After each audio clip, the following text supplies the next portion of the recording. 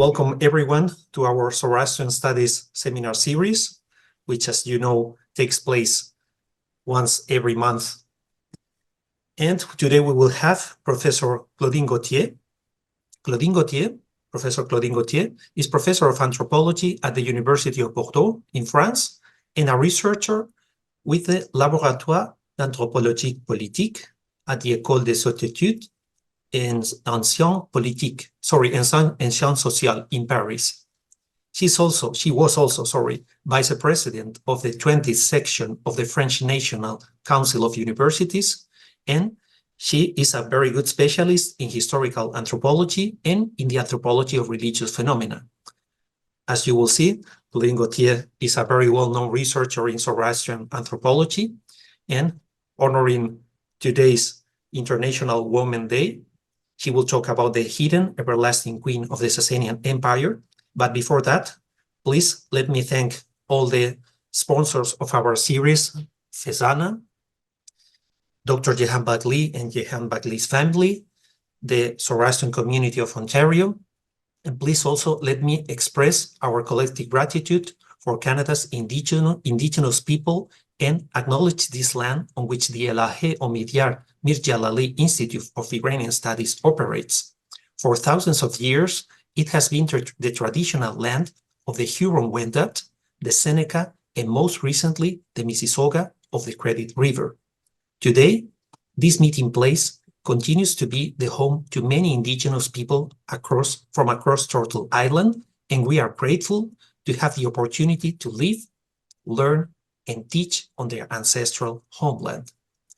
After saying this, please let me welcome Professor Gauthier. It is a great pleasure to having you here. The floor is yours. Thank you very much. Thank you so much, dear Miguel Angel.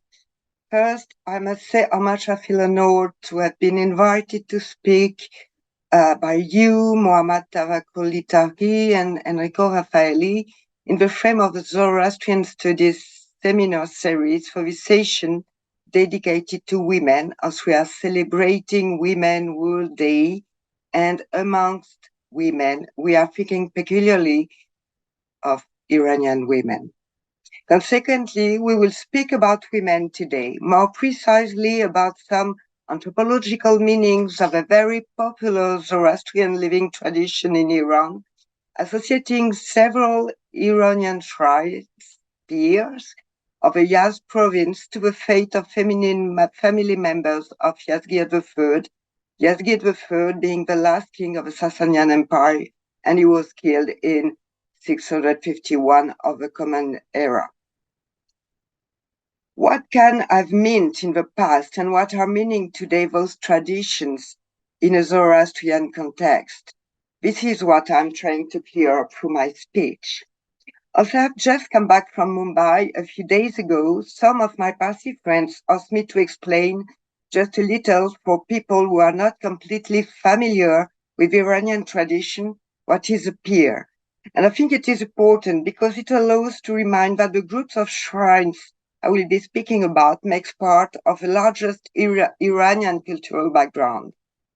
The word Pir literally means old in Iran, old. In Iran, it is usually used to refer to a place associated with a saint, a holy person, or a religious master, to whom people pay visit, ziyarat kaldan, going there. The word ziyarat is usually translated by pilgrimage, as there is no exact equivalent of this concept in European languages, but this translation induces a skewing in its understanding. As a whole, Pirs are countless in Iran. They have various shapes and are associated to several religious traditions, Shiism and Sunnis, but also notably Christians, Jewish, Yazidi, Elahé, and Zoroastrian. Some of them are no more today, some of them are new, some of them are or have been shared by several religious traditions. One of them has even been imported out of Iran in the mountains near Vancouver as a kind of substitute where the Zoroastrian community of Vancouver gathers and acts the date of the annual gathering, as if they were in Pir-e sabz, the green pear, which is certainly one of the most popular amongst the Iranian pear. As we are speaking about Pir-e sabz, let's start speaking about the peculiar group of 6 peers located in the Yazd province, of which Pir-e sabz is a part, and known today within the Zoroastrian tradition as the Buzurg peers, or great peers. And these are the sole peers I will speak about today. If today this group of 6 peers is strictly located in the Yazd province, we know that until the mid-20th century, it was not such. Strictly similar peers were still evidenced before that time outside of the Yazd province, and notably in the Kerman province. And I know I have to explain why and how these 6 peers are a group in the contemporary Zoroastrian tradition. But you will have already understood that we are now going back to the oral stories about the fate of several feminine family members of Yazdgird III.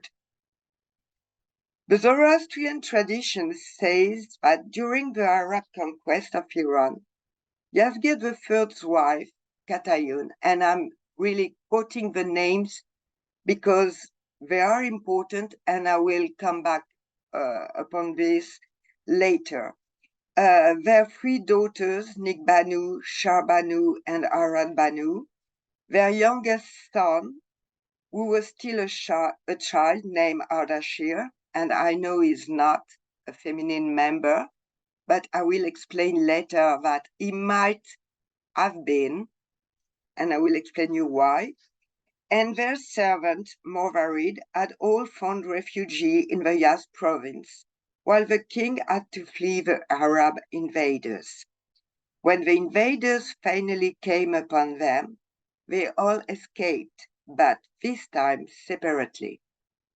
And each of them, while running away from the Arab soldiers, finally gets her way stuck by a facing mountain. Desperate, they utter a prayer to the Lord.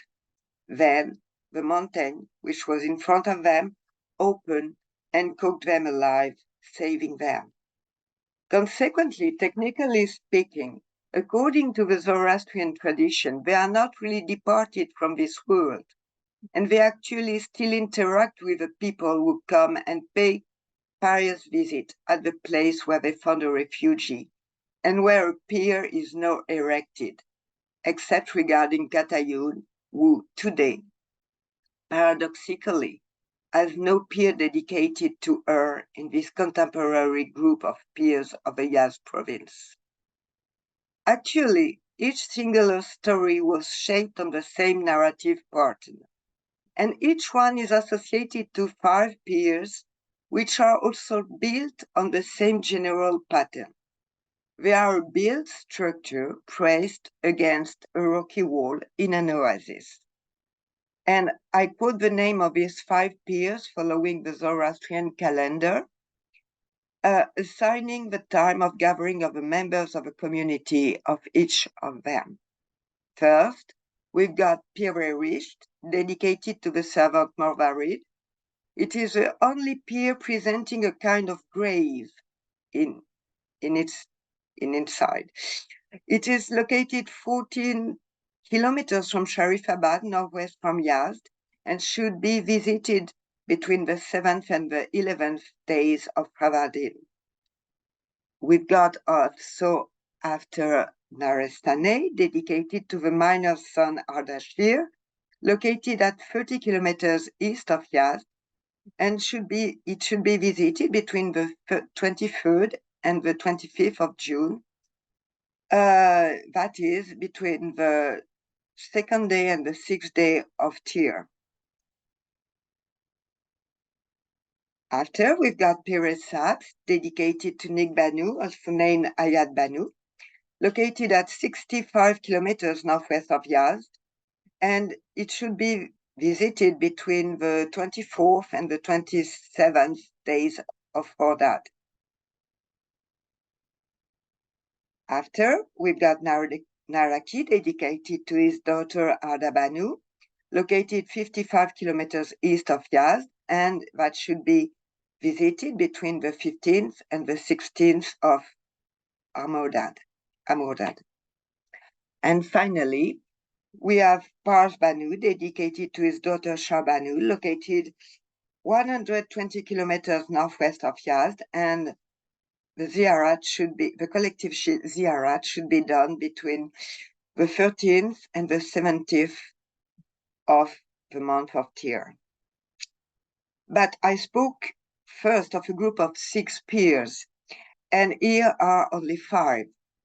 Actually, a 6th peer is added to this group. It is named Seti Pir, and it is also associated to the rescue of a feminine member of Yazdgird III family. But this one is not located far from any city in the desert, but in a suburb of the city of Yazd, near Mariamabad. It has notably 2 other major formal differences regarding the 5 others. It is not a rocky shrine in an oasis, but it is shaped as a citadel. Nonetheless, it remains closely associated to water through its well, which is at the core of its original story. Secondly, this shrine is not associated to an annual general gathering of the Zoroastrians once a year, but it is required to go and perform visit at this pier before the annual pilgrimage to Pir-e. Additionally, this pier should also be visited every month on the day of Hafstad. This monthly visit justifies the fact that you can be told that it is the most important amongst the 6 peers, but actually no unique hierarchy is formally set up between all of them, as they are largely equivalent in their functions, and the preeminency given to such or such is highly floating and depends mostly on the viewpoint.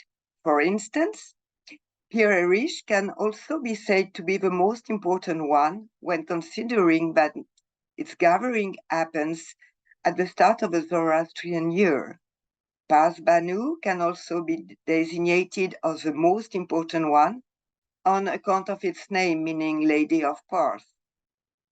Regarding Seti Pir, it must be added that it is not usually well known today to know to which feminine member of Yazdgird family it is precisely dedicated.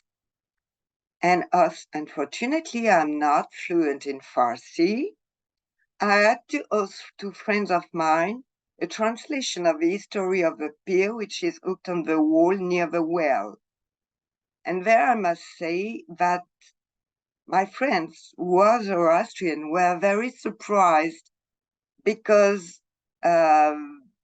they somehow discovered a new member family of Yazdgird referred to by this story and through this pier. So here is what they translated to me.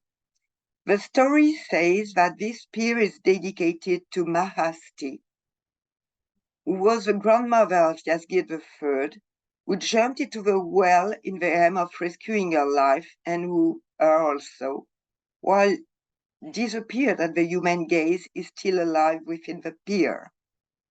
Can we hear behind this story reminding the character of Yazdgird's third grandmother? A popular echo of the role she played, according to Tabari, when Kovad II ordered the killing of his brothers and half-brothers in the aim to secure his throne. That's a question. As Tabari says that she is the one who would have then rescued Yazdgird by hiding him in the forest. It might be possible. These oral traditions are very different from the historical evidences. Focusing on the study of the earliest records of the sole figure of Bibi Sharbanu, whose she oral traditions share the same narrative themes than our Zoroastrian traditions, Muhammad Ali Amir Moidzi reminds us that, according to non-Shia historiographical sources, the wife or wives of Yazdgird, along with his children, had been expelled much before the invasion, and consequently, they were not captured. After Yazdgird's death, we also know that his two sons, Pir-e and Bahram, fled to the east, but their attempts for recapturing the lost territories were finally unsuccessful. Pir-e could establish from the year 658 a temporary kingdom of Iran recognized by the Chinese, but was compelled to settle in the Chinese capital around the year 674. After his death, his son was crowned in exile. The last attempt for one member of his family for capturing the throne in Iran came from Yazd's sons, who invaded Iran with the help of the Turks, but was not able to defeat the Muslims. His father, Bahram, had not been successful either in his attempts, and as Zoroastrian rightly points it out, the apocalyptic Middle Persian text Abar Madami Vahami Bajavand, on the coming of a miraculous Bahram, might refer to this. This text seems to evidence as well some still ongoing hopes of restoration of a Zoroastrian kingship. Might these long-lasting deceived hopes have been symbolically shifted on feminine figures closely associated to the last king having ruled on Iran Shah?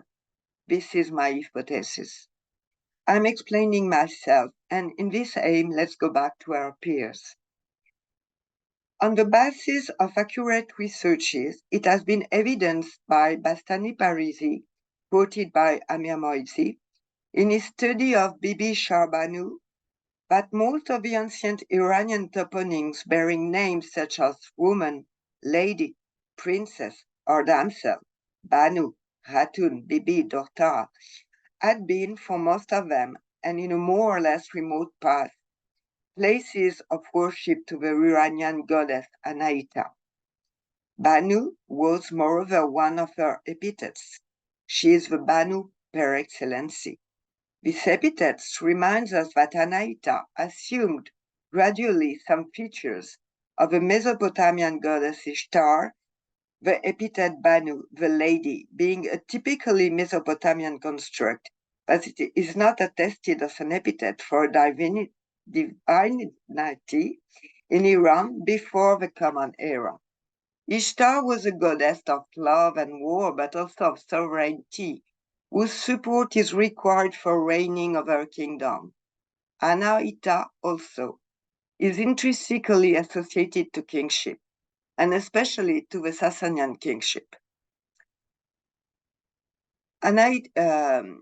And considering her figure, we shouldn't narrow her role to the patronage of fertility and fecundity of goddess of waters. Who is Anaita? She is the Iranian equivalent of the Indian goddess Sarasvati, and like her, she is identified to a river. Within the Iranian tradition, she hasn't kept her first name, Aharvaiti, and is called according three epithets, Adi, Sudha, Anaita, the most strong immaculate. She is one of the most important godly figures of the Zoroastrian pantheon, and since the Avesta, Anaita is considered as the healer of the material world and its guardian, the enemy of the Deva, the one who is faithful to Ahura Mazda, just as Zarathustra. She is portrayed as a beautiful maiden, with her 4 white horses can defeat any enemy. The Yazd, dedicated to her in the Avesta, is one of the most magnificent. Even Ahura Mazda implores Anaita, and he was indeed the first to do this, asking her to bestow him the boon to be listened to by Zarathustra, in the aim that he could think, speak, and act according to the good religion. And Anaita granted this boon to Ahura Mazda. Zarathustra will also ask her the ability to lead Vichtaspa, to think, speak, and act according to the religion. Of peculiar interest for our topic is that she appears already in that Yazd as having power to impart the wara, the royal legitimacy, power that will still be hers during the Sassanian dynasty. Actually, since the very first king of Oriental Iranians, Oshang, we said Pishdad, created before, kings, claimed to her to acquire the supreme power on all the people, Deva, men, sorcerer, etc. And she grants it or not, for instance. She will refute this boon to Azidaka, the David king sent by Angra Manu in the aim to pervert the world. She also has the power to grant victory at war against the enemy of the Aryan people, as for instance the Turanians. But she can also rescue people already in her Yazd. She saved, preserved, endangered human beings who asked for help, as Pauran. She is the guardian of the well-being of the Ashavan. Or she is the one who makes vigorous the water of the lake Varukasha. In the Pahlavi tradition, she will become the guardian of Zoroaster's seed, which escaped in that lake.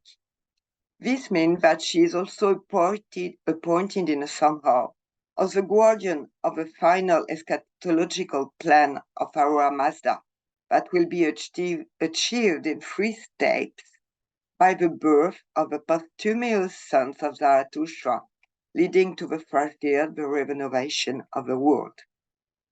Regarding Anaita's patronage on Iranian kingship, especially at the Sassanian times, Zoroastrian already documented extensively the topic. Consequently, here I will mostly summarize and remind some of its findings. From Ardashir, Zoroastrianism becomes the official religion of the empire. The sources say that Pabag, Ardashir's father, was a priest of the fire temple of Anaid at the city of Istar, place where some of the Sassanian kings and queens were crowned thereafter. But actually, since the Achaemenian period, is already documented the importance of Anaita for Iranian kingship through some of the royal inscription of Artaxerxes II, invoking Anaita with Ahura Mazda and also Mitra. Her figure is also engraved along with Sassanian kings, notably at Narshe Rostam, where the rock relief shows Narseh, the son of Shapur, receiving the symbol of sovereignty from the goddess Anaita. But is Iranian kingship only a man's world? The imperial early ideology of the Sassanians imposed their kings as the only legitimate rulers of the Iran Shah, as they are Ketchir as Yazdan, at the image of gods from the lineage of gods, depending on the translation. Sassanian kingship shifts them from a sacral concept to a divinization. But the increasing influence of clergy challenged the power of kingship and may have led with time to the exclusion of this formula. Sassanian kings' legitimacy was rooted on the belonging to the Kayanid lineage, appointing them as sole legitimate inheritors of the Wara. Since its start, the reign of Khosrow II, at the turn of the 7th century of the Common Era, is highly inauspicious, as the king is first deposed by a non-Sassanian, Bahram Chobin. After regaining his throne, the empire is engaged in a series of conflicts and wars, notably the Sassanian-Byzantine War, which has highly weakened the Sassanian administration and army. After Khosrow's death, the history of the Sassanian appears a tale of internal fights for the throne, and the control of much of their territories was already lost before the Arab conquest. As the legitimate ruler had to be a member of the family of Sassan, and Oscobad II, Khosrow's son, having murdered most of the legitimate maid heirs, in the year 630 of the Common Era, the closest family members still alive were only two daughters of Khosrow II, who were crowned successively, Queens Boran and Mir-Djalali. Even if the Iranian conception of royalty was factually strictly a manly one, it was not illegitimate as noble women held a special position in Sassanian society, and maybe also precisely because of the patronage of a maid and the Sassanian dynasty, as it was hypothesized by Elahé and Iranian. The throne having been already challenged twice by two men who didn't belong to Sassan family, Queen Boran had to restore the legitimacy of her family as sole ruler of the Iran Shah. The study of her coins, and especially of her gold coin, whose legend says Boran, restorer of the race of the gods, allows to understand how she displays this ideology, going back to the primitive Sassanian ideology and propaganda. As Yazdgird III points it out, belonging to the race of God, Yazd, any revolt against her or a member of her family was a sacrilege, and Boran didn't only belong to the race of God, but she had restored it. Regarding the peculiar legal status of women within society, Panaino pointed out that a queen in power, acting as a king, should have been under a salary, that is, the guardianship of a man. But the study by Bodil Yazdgird of a Zoroastrian family law evidences that a woman may have no salary, and if she has one, after her husband's decease, she can refuse to have another salary appointed. And further, as it has been noticed by the author, after the Arab conquest of Iran, salary as institution was revised. The law allowed women greater control over their own and their daughters' destiny than earlier. For instance, in the Pahlavi Rivayat of Ator Farnbag and Farnbag Roth, it said that in the case a man turns renegade, the relatives who are true believers, the closest relatives of a paternal line, will be their guardian. If there is no relatives, the salary will be taken by the mother or by one who is well versed in the faith. Yazdgird reads these changes in the law as a sign of a scarcity of male within the Zoroastrian communities, men having gone away by tempting offer of prestigious posts in the Islamic society. Consequently, he considers women had become the repository of Zoroastrian culture. So let's go back now to our heresies of Yazdgird III, hidden in the mountains of the Yazd province. The narrative theme of people rescued by natural elements, that it be mountains, trees, etc., miraculously opening and closing in the aim to hide them from their pursuer, is well evidenced by folklore. I would say that this theme is peculiarly significant in the Iranian context, where mountains are involved as a strong eschatological value, of which the chain of the Mount Albors are paradigmatic. It is where several characters, sometimes demonic, are kept alive until the final restoration of the world. Further, some enclosures located in the Mount Albors and having for model Simasvara were reputed to ensure immortality to the ones who enter them. But we could speak also of Kerosro, who disappeared at the top of the mountain, but because he wanted to end with kingship. But it just disappeared. And he was not interacting still with his people. Kingship had gone to Loras after him. Oppositely, the identification between the natural elements of the peers and the heiresses of Yazdgird III is such that they are now mixed up with them. For instance, it is said about the famous Pir-e sabz associated to Nigbanu that the drops of water falling from the top of its cave are Nigbanu's tears, and that the tree enclosed in this shrine grew up from her cane. Further, we can notice also that this popular tradition is still vivid enough to be shaped and reshaped periodically in its details. For instance, regarding the upper appearance of the rock of the shrine itself. Thus, in Pir-e, dedicated to the servant Morvarid, and which is the only pier figuring a kind of grave, it was said a few decades ago that Morvarid had been engraved in the rock without child because it seemed, from the design of the stone, that there were two people and not only one.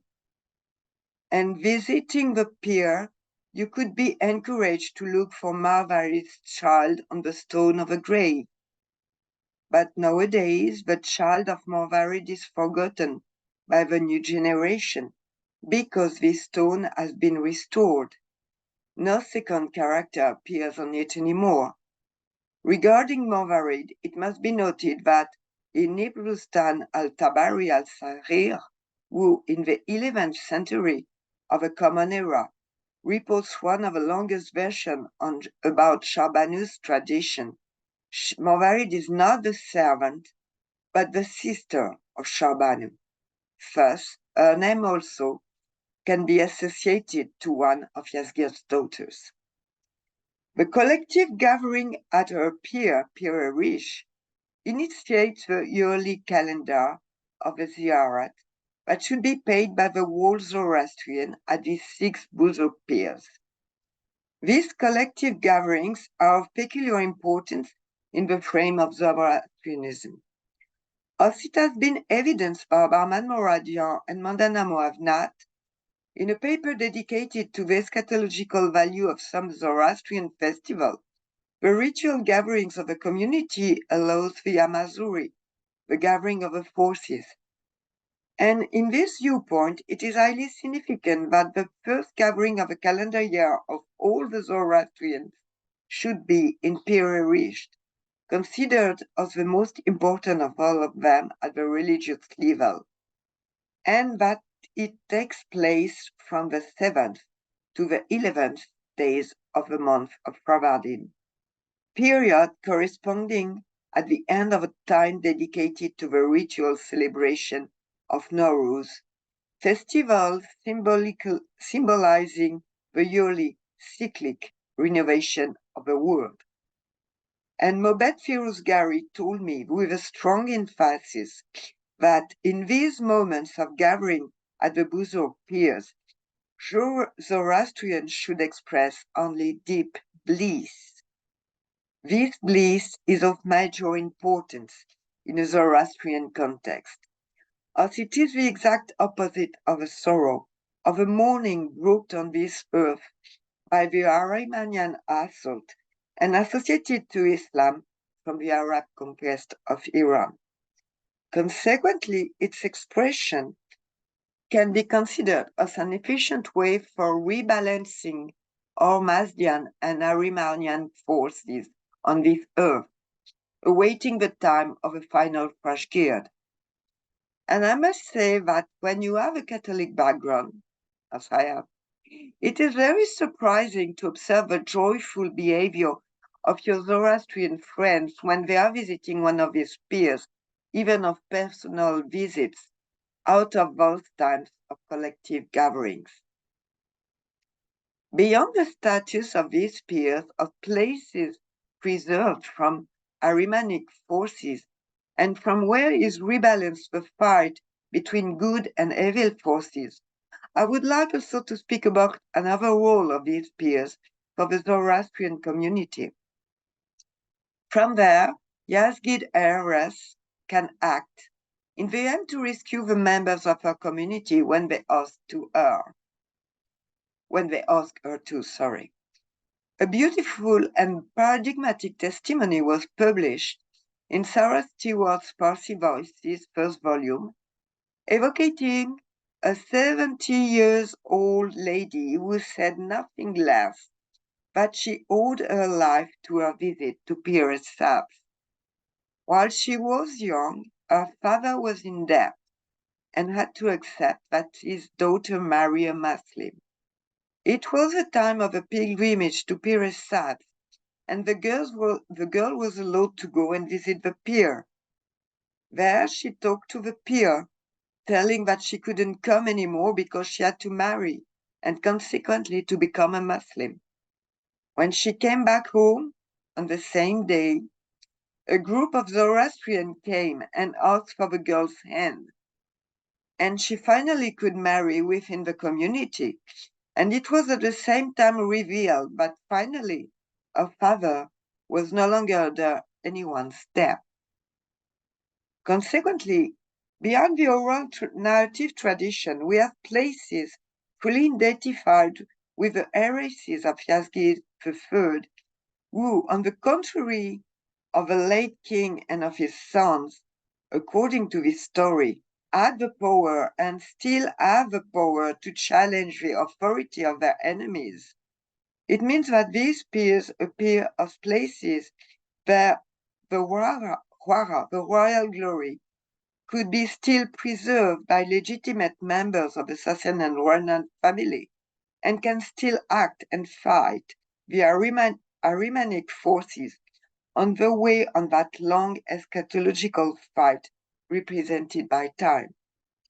It appears clearly, for instance, not only from the testimony of the old lady that I have just been quoting, but also from one of the main stories associated to the foundation of Sete Piers. A man had gone to Mashhad, where he had to build a fire temple. But he was arrested and thrown in jail. At night, Mahasti, Yazdgird I's grandmother, appeared to him in his mind, while his eyes were closed with her green magna. And when he opened his eyes again, he was near the well of a pier in Yazd, and no more in his jail, now located in a remote place. At that point, you will tell me that all these stories are not referring solely to heresies, as Ardashir is a boy and can be a feminine character. And you are right. But first, the Ardashir of the story is said to be a little boy. Consequently, he is a minor, and in some ways, he shares the same status of women. But actually, can the name Ardashir have designated originally a woman and even a queen of a Sassanian family? Wasn't there a Sassanian queen named Ardashir Naita, who was Varam's second sister and maybe wife, and whose name was remembered long after she lived? Additionally, I remind that Ardashir's Pir is Narestane, the place of Anar, of pomegranates, which is Anaita's fruit and also the fruit of immortality. Couldn't this identification of Ardashir to a boy have come from a secondary rationalistic shaping of a story, as we have already observed it around Pir-e? Another point to clear up is a reference to Katayun, as being Yazdgird III's wife in the oral tradition of his Pir, while no one of our 6 peers is actually dedicated to her. However, the popular belief readily associates Katayun to Pir-e Banu, who is in reality dedicated to Shah Banu, the daughter. The ambivalency between the official dedication of this Pir and the popular one is clearly evidenced through the Ziyarat Nameh of this holy shrine, that has been recently edited by Dr. Farinejad. One of them refers to this heiress who is the Lady of Fars, as a virgin of royal descent, but another one identifies Pir-e with an old lady. Most probably, the association between Yazdgird's wife and Pir-e has for basis the peculiar importance given to this shrine, but also a popular exegesis of the name given to Shah Banu in the legend of the Pir, which is Ratun. Ratun, and Ratun means queen. Further, the name given to the queen is here Katayun, and Katayun is also the name of Goshtat's wife in the Shahnameh. King Wu, as you know, is said to have been the first to accept the religion brought by Zoroaster. And still in the Shahnameh, it is said that Katayun was named Naid, that is, Anaita. Further, referring to an account by Caras of Mytilene, who was Chamberlain at Alexander Court, we know since Darmesteter van Gushtas is the son of Anaita, Venus, and probably of Apannapat, Adonis, or that Aspa, being his epithet. In the Shahnameh, he is no other than King Loras. And King Loras is the one to whom Khosrow gives kingship after he was hidden at the top of a mountain when he wants to quit with kingship. In front of the historical failing of the hopes of the Zoroastrian community, sorry, I forgot to show you some pictures. I will come back on this.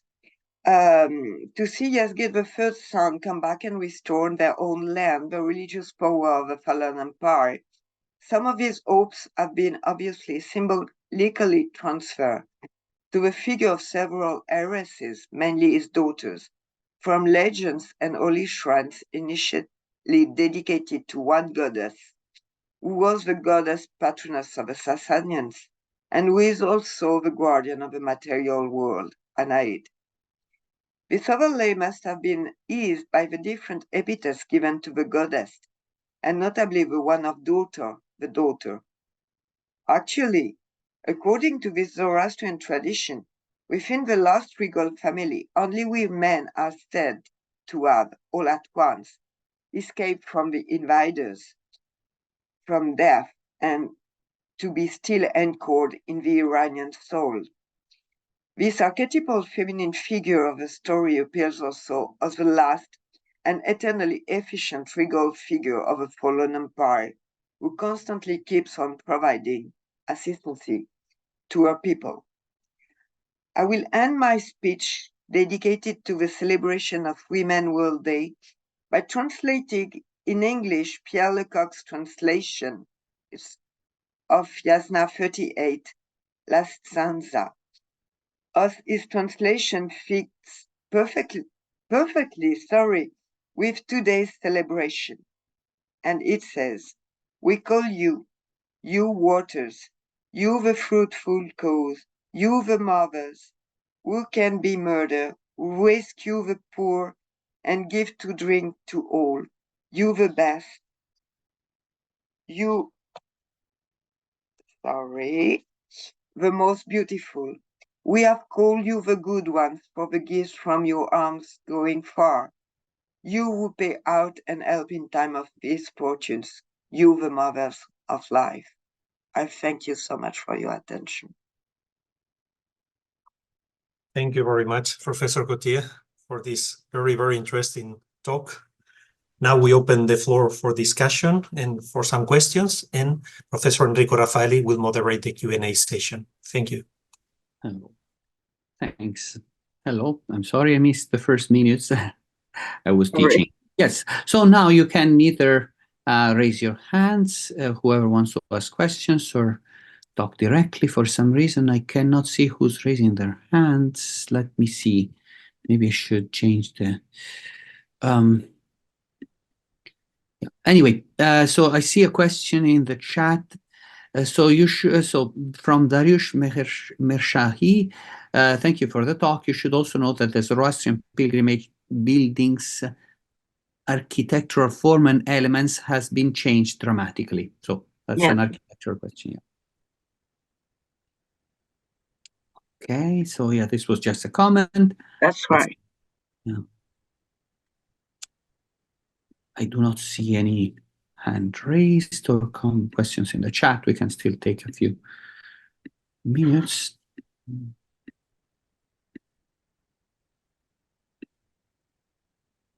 Maybe I've been pretty clear and there is no question, but I've been speaking very long also, a very long time. So your research is based on on-site investigation in part, right? Or oh yes, there is something I must add because it's true, and I didn't speak about Mary Boyce's researches about these peers. And I must say, and this is why it was important that I be speaking about the fact that there are new peers and peers which are no more, because given I would say ideology towards Zoroastrianism, contemporary Zoroastrianism, it seems that she didn't understand that some peers could. Sorry, I'm very tired. That some peers could not be evidenced until recently. And when she speaks about Pir-e, I'm very surprised because she knows the story about the child, but she doesn't speak about Morvarid as a servant. She speaks about Morvarid as the daughter, as one of the daughters. And in some traditions, she is actually not the servant, but the daughter. And it seems that, sorry.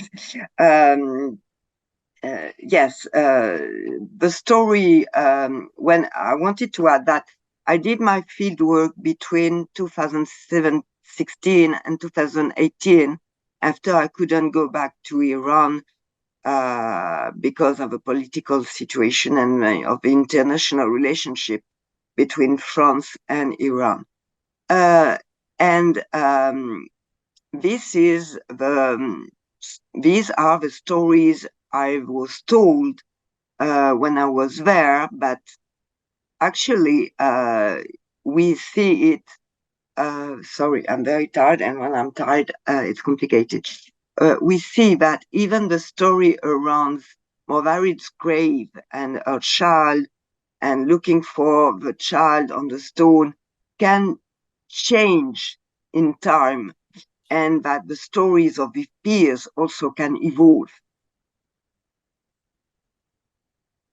good. Actually, I think there's actually one question from Dariush Mershahi, still him. I don't know if you can unmute yourself. I don't know.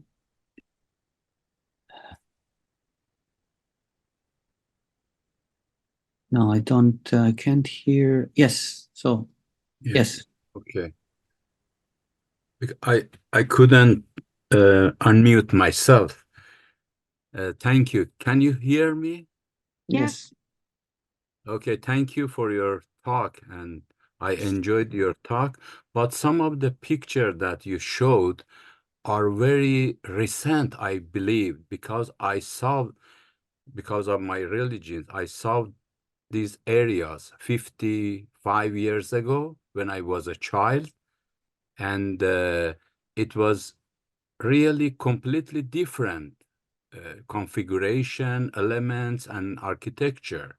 For example, that picture from the Harisht, it was just a top of the hill and lots of stone and rock and eroded rock, and there wasn't any rectangular glasses or something surrounded the rocks. The rocks was there, and lots of dirt and ground, like soils, for example. And the people said, this is not a grave. This is just, they believe that the girls or somebody is turned to rock here. They believe somebody, a holy person, or somebody related to Yazdgird is changed to rock here. This is the story. But actually, this is not a grave. I agree with you. I shouldn't speak about a grave because for Zoroastrians, this is not a grave. She's still alive. But when you have, I would say, a European Christian background, the shape of rock, you see it's inside.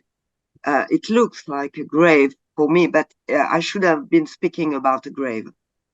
Yeah, because it's something very different. But actually, during the time and during the last 20 years, they start to build something, in my opinion, irrelevant, not relevant to any real picture of the pilgrimage. They changed the architecture to, in my belief, very opposite of the real features of the pilgrimage. They change it to something very modern, like a ordinary building, I think.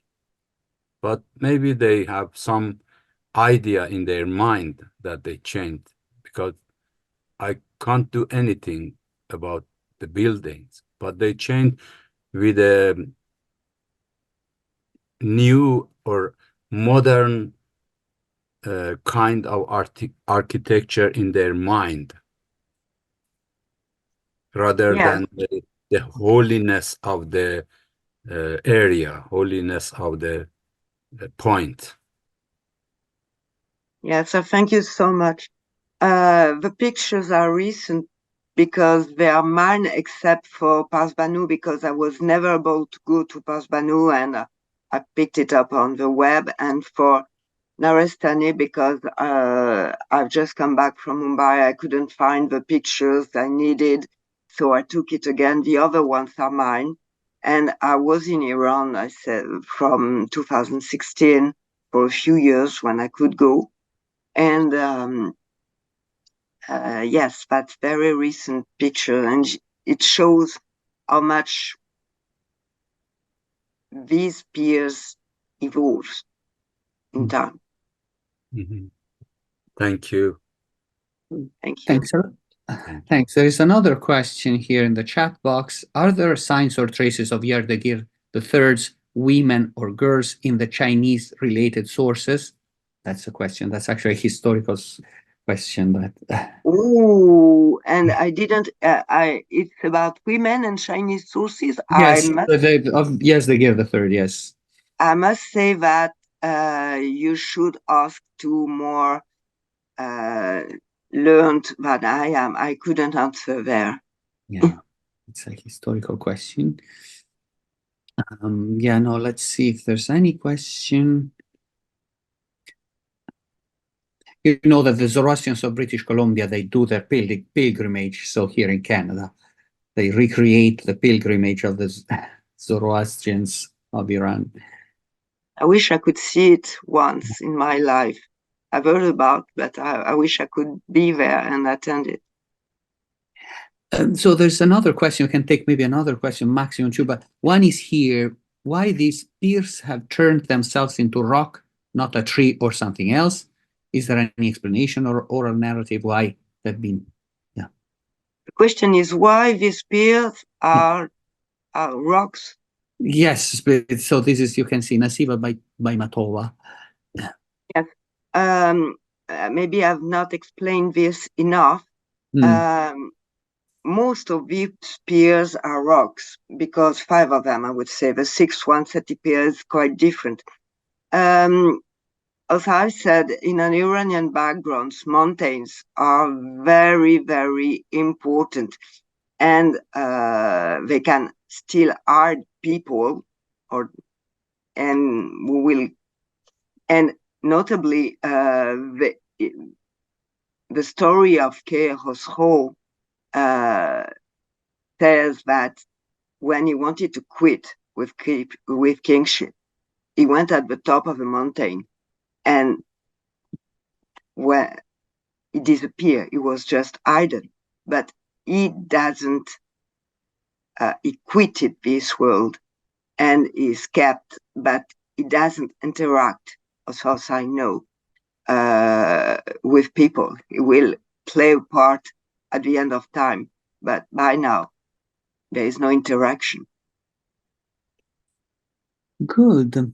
Thanks for this. I don't know if there's any other question, because some questions are about, well, one is, are you going to publish your research? And well, I've been invited by you and Miguel Angel to Yazd, maybe soon. very good. And so Smriti Haldipur asks, would you please show the picture after the tree and the current, the one that you're showing now? The one, I don't know which one is after the tree. Maybe there's one. Tree. Maybe the following one. Yeah, this one, I guess. This one is inside City Pir. This one is inside City Pir. Should I explain something about this? Maybe, I guess. I think it's Pir-e sabz. Oh, sorry. Yes, it's Pir-e sabz. Sorry. Yes. Yeah. That's inside. Thank you so much. That's inside Pir-e sabz. That's it. Sorry to interrupt you. Yeah. Well, thank you for correcting. But this cave, when I was 8 years old, I went there more than 62, 63 years ago. It was just a little hole in the wall. There was not such a big cave.